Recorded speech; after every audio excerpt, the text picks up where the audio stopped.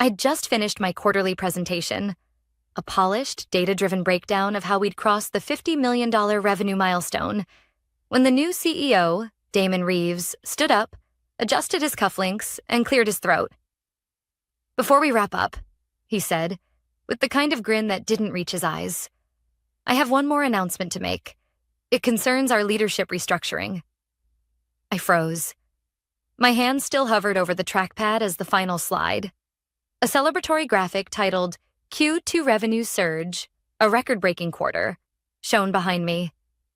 Damon walked slowly toward the front of the room. Our entire executive team sat in silence. Some looked puzzled. A few, those who'd been whispering in corners lately, wouldn't meet my eyes. "As of today," Damon continued, "Olivia will be stepping down as Chief Operating Officer. Her contributions have been significant, and we are deeply grateful." A pause. "But as we pivot into a new phase of aggressive scalability, we need less bottlenecking in operations and more agile decision-making. Olivia's strength is her strategic discipline, but we need to be faster, leaner." A strange silence descended over the room. Not shocked silence. Ashamed silence. "I believe your exact words last week were, 'We should hire more carefully and invest in development before scaling too fast,'" Damon added casually. "That kind of caution has its place, but not now. Thank you for your service." He turned to the team as if that explained everything. I stared at him, at this man who had joined the company less than 3 months ago, and smiled. "I appreciate the clarity," I said simply. No dramatics, no tears, no protest, just silence. Then I stepped aside as Damon took over the projector and launched into a slide titled Phase 2, Structural Optimization. I walked back to my office as if I were just heading to a lunch break. They didn't know. They had no idea what I'd already done. 2 months earlier, when Damon had been appointed by the board, I'd felt something shift. He came from a background of fast turnover VC firms, places where decisions were made with spreadsheets and ego, not people. From day one, he saw me not as a partner, but as an obstacle to bulldoze. I'd founded the company's original product line 6 years ago. I'd built the team. I'd written the operations manual. And when our founding CEO had stepped down due to health reasons, it was me who kept the ship from sinking. I didn't ask for praise. I asked for loyalty. I got neither. Instead, I noticed changes, meetings I wasn't invited to, strategies reversed without discussion, and a growing sense that Damon was crafting a narrative that didn't include me. Then, one afternoon, I overheard his assistant, on speakerphone, scheduling a lunch with our largest vendor. My vendor. The one I had personally negotiated contracts with for 5 years. "The idea," he told the vendor's rep, "is to phase Olivia out quietly. It'll make things smoother." They wanted to erase me, but I had already begun taking precautions. I'd seen the signs, and I knew something they didn't. Our biggest vendor, Chrono Core Systems, had been struggling financially. I'd been reviewing their quarterly filings quietly, and I knew they were looking for a buyout. The opportunity was golden, so I reached out to an old friend from grad school, now a private equity partner in Boston. We made an offer through a holding company I had created quietly the year before. It was a clean acquisition. Silent, legal, discreet. By the time Damon called their CEO to push me out of vendor negotiations, he was told politely but firmly that any communication would now go through the holding company's new leadership. He never made the connection. So when he announced my termination in front of the team, when he smiled as if he'd just removed the last obstacle to his precious Phase 2, I didn't flinch. Because while Damon was sharpening his axe, I was buying the ground he stood on. Back in my office, I packed my things slowly. Family photo. The brass fountain pen my team gave me last Christmas. A leather-bound copy of The Lean Startup still full of my margin notes. I placed everything neatly in a box, then turned to face the glass wall. Through it, I could see Damon laughing with the CFO. I smiled again. Softly this time. Tomorrow, the emails would start. The contracts would change. And in 3 days, panic would replace that smug confidence. Because the heartbeat of the company's supply chain, the one vendor they couldn't replace, was now owned by me. And I was done being quiet. Friday morning, I received a polite but cold email from HR. Subject: Transition Plan. Olivia, please complete the enclosed checklist before 5 p.m. today. We'll arrange for your severance and benefits transfer accordingly. Also, Damon asked if you'd be willing to draft a knowledge transfer document for your replacement. Best, Camille. People operations. I chuckled. The man fires me in front of my team, then asks for a favor like we're exchanging birthday cards. Still, I responded with a short message. Camille, I'll ensure all deliverables are documented. Regards, Olivia. It wasn't just professionalism. It was strategy. Every file I handed over would be clean, precise, and just incomplete enough to make them reliant on a partner they no longer controlled. And that partner? Chrono Core Systems. They still hadn't put the pieces together. At 10:17 a.m., I got a call from Michelle, my attorney. They've started sniffing, she said. A junior procurement manager at your old company reached out to Chrono Core asking why they haven't signed off on a new delivery schedule. And we responded formally, cited the recent acquisition, and said the new leadership team will be handling future discussions directly. They'll escalate it by Monday, I predicted, especially when they realize how central Chrono Core is to the Phase 2 rollout. They've got a dependency they didn't even think to vet, Michelle said, almost amused. Congratulations, you own their supply chain. I leaned back in my chair, staring at the stack of framed awards I hadn't packed yet. Most were for operations excellence, cost savings, strategic procurement, all earned under my watch. They used to be proud of me, until I became inconvenient. That evening, I had dinner with Clara, one of the few people at the company I still trusted. She slid into the booth at our usual wine bar, eyes wide. Everyone's talking about it. Damon was cocky all afternoon, but around 3 p.m., his mood shifted. Something spooked him.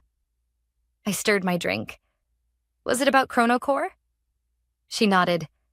They were supposed to finalize next quarter's contract this week, but the call got bounced. Legal said something about a change in ownership structure, and now Damon's demanding answers. I raised an eyebrow. So he's finally paying attention.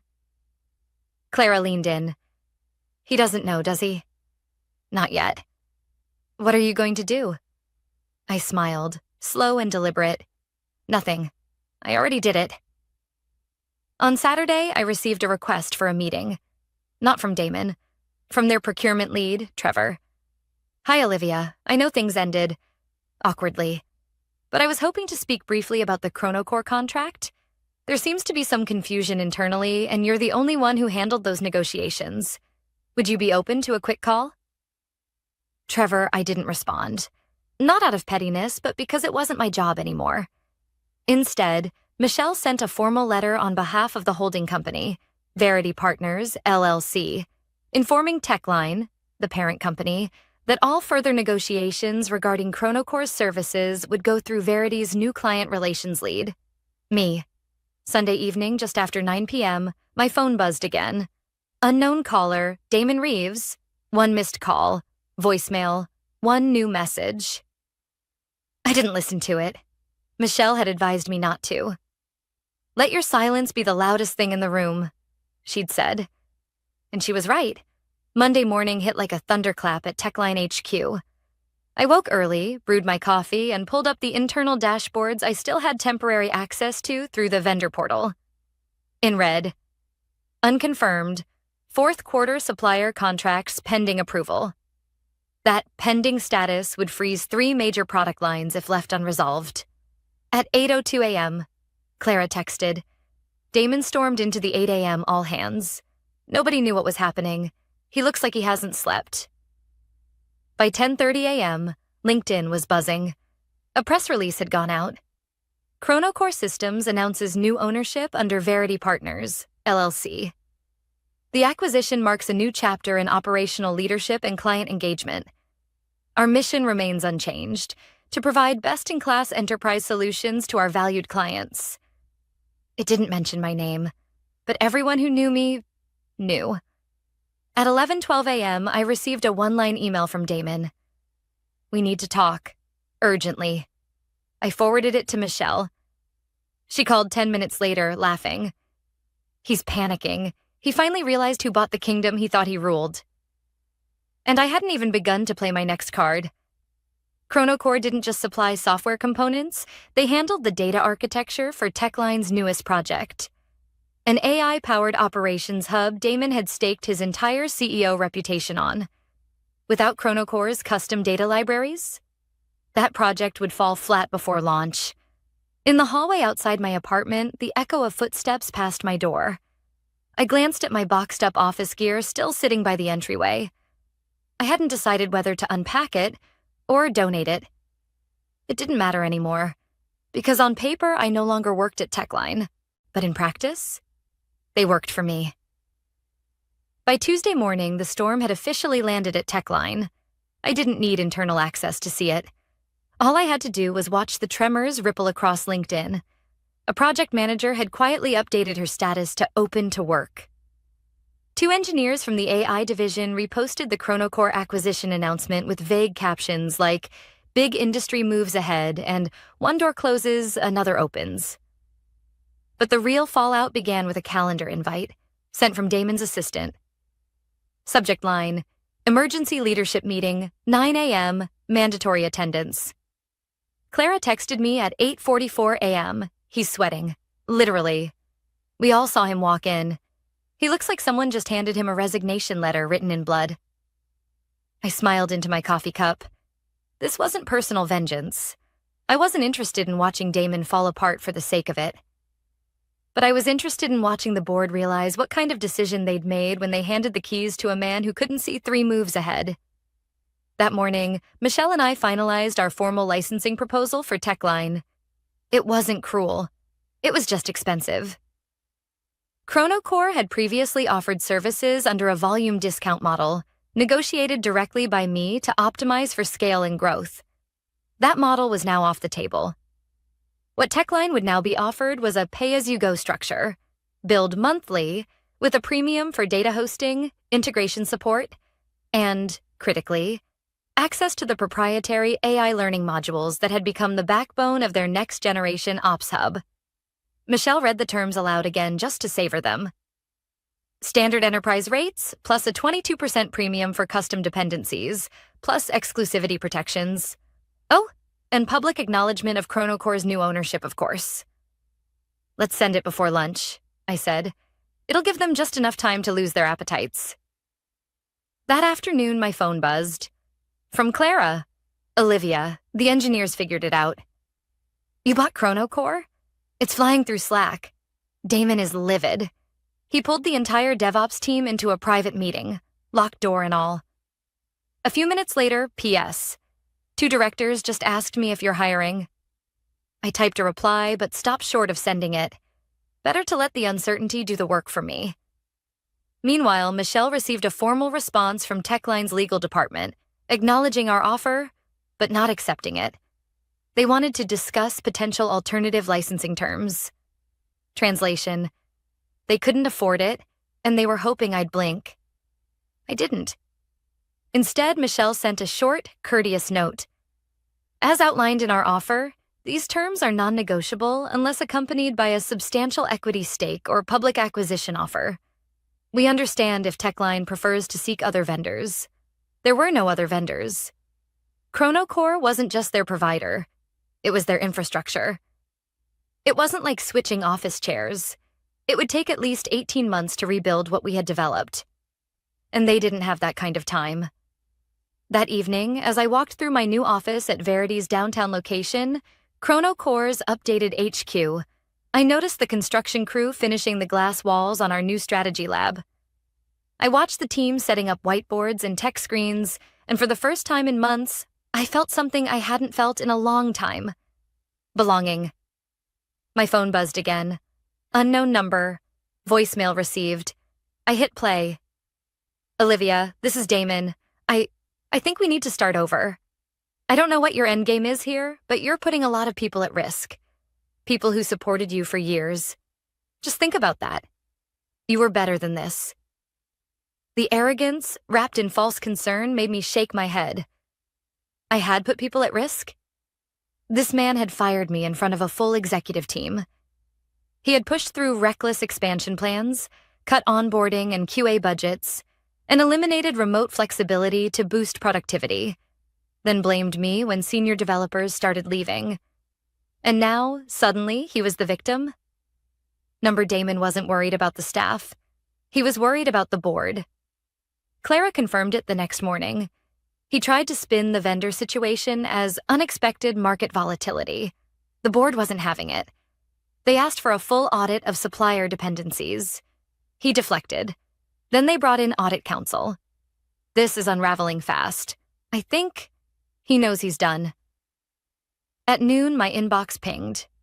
Subject: immediate assistance requested. From Techline Board Chair, Richard Alvarez, Dr. Monroe.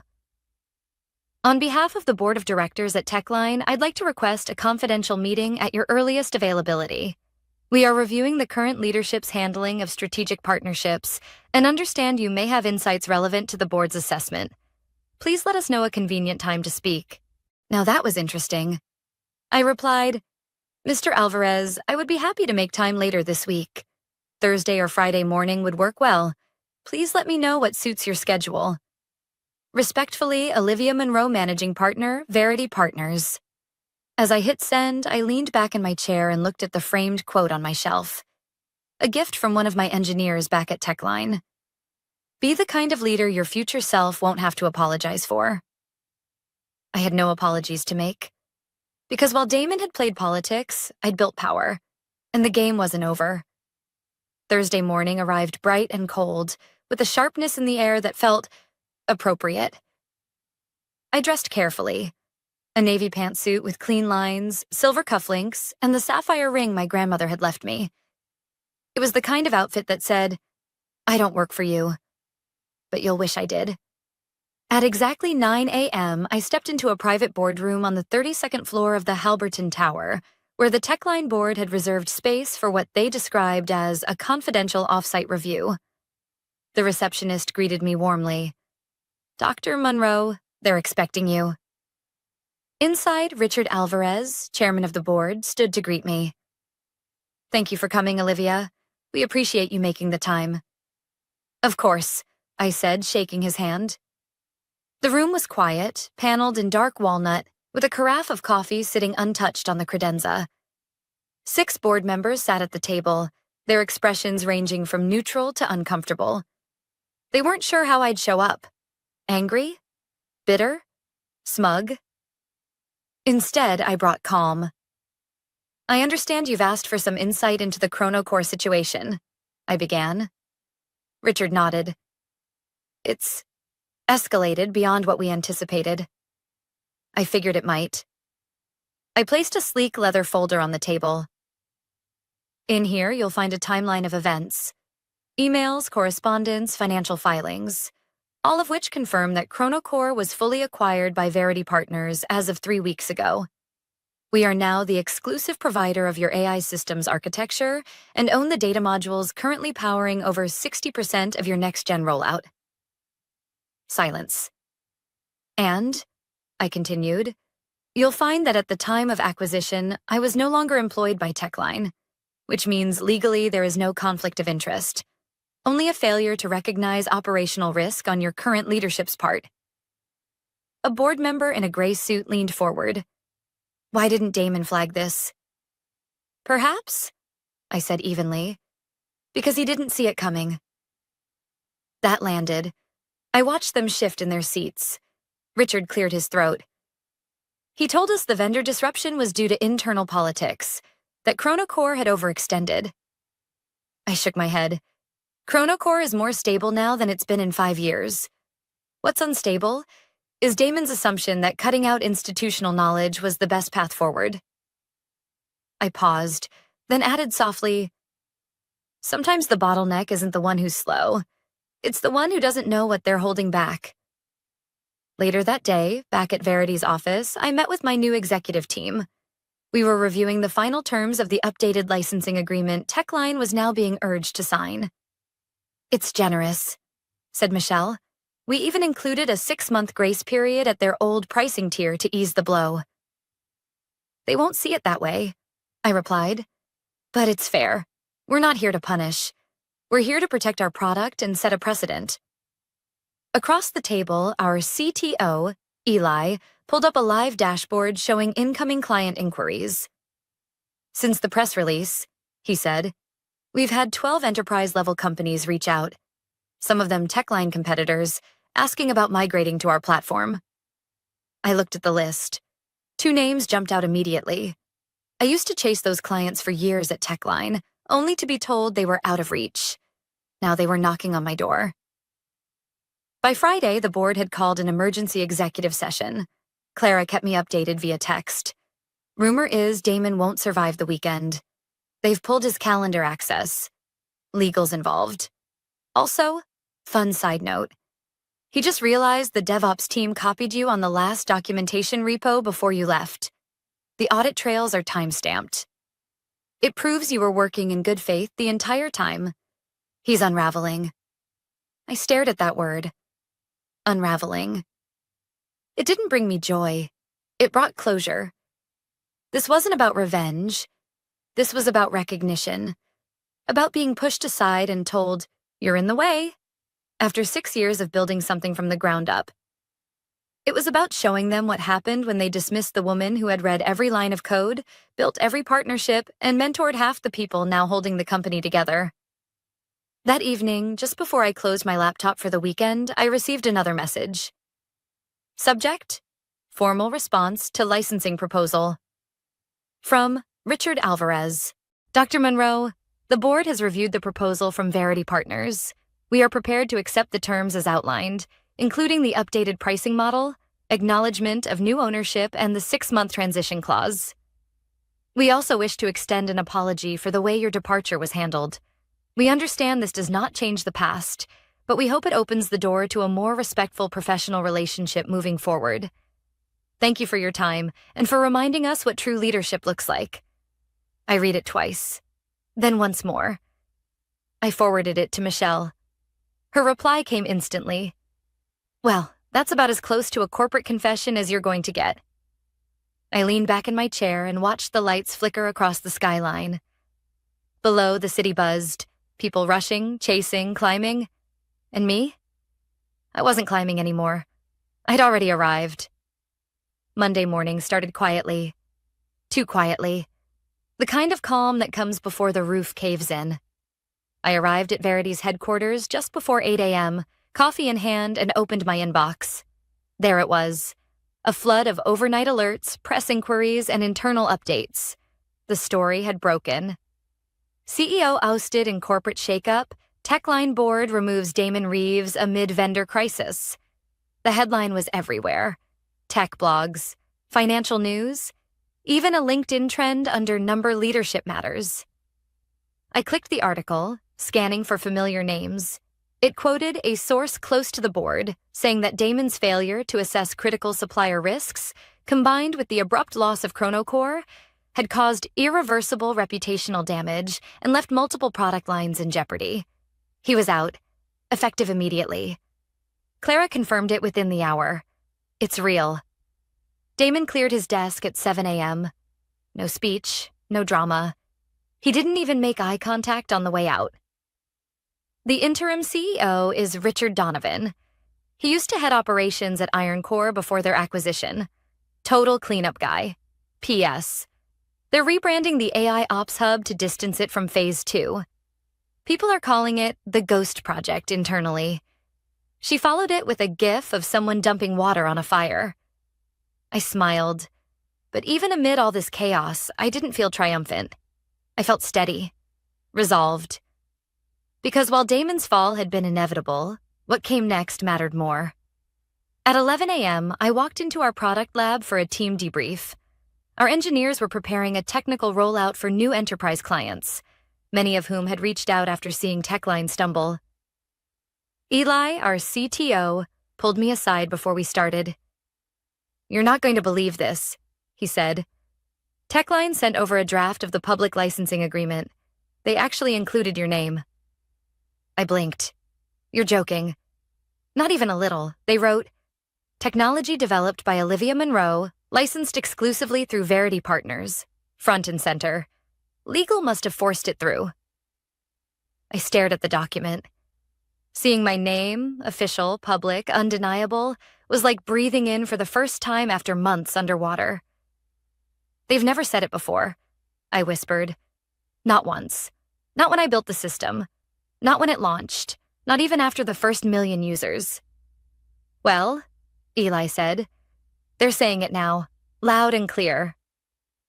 By Tuesday, we held a private strategy session to review the incoming migration requests. 12 former Techline clients had asked to demo our new architecture.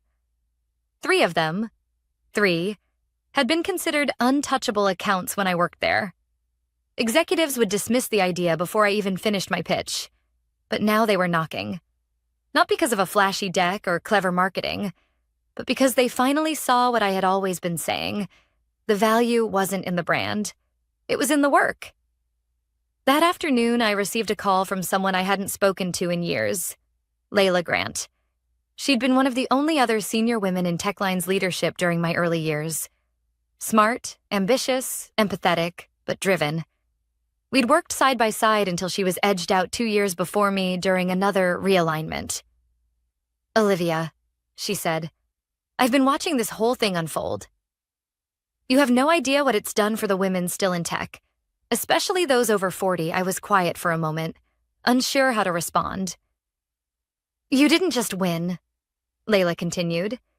You proved that dignity and patience can coexist with strategy, that you can outthink someone without stooping to their level. It's rare, and it's powerful. Her words stayed with me long after we ended the call. Because this was the impact I hadn't expected. It wasn't just about a comeback. It was about a message. You can fight back without becoming the villain. By Wednesday, Techline issued a formal company-wide announcement. Techline has reached a strategic agreement with Verity Partners for continued access to the ChronoCore platform. We are committed to maintaining operational excellence as we evolve under new leadership. Buried at the bottom was a quiet line acknowledging me by name. No adjectives, no embellishments, just facts. It was enough. Meanwhile, our marketing team at Verity was finalizing a keynote presentation I'd been invited to deliver at the Global Technology Leadership Forum next month. The title? When the system says you're replaceable, and you prove it wrong. That evening, I returned home to find a handwritten note in my mailbox. No return address. Inside was a simple card. 1 line. You've become the story I tell my daughter when she thinks she's not strong enough. No name. No signature. Just that. I held the card to my chest and let myself feel it. Not pride, not vengeance. Just clarity. This wasn't about what they had taken from me. It was about what I had reclaimed. My name, my work, my worth. And I wasn't done yet.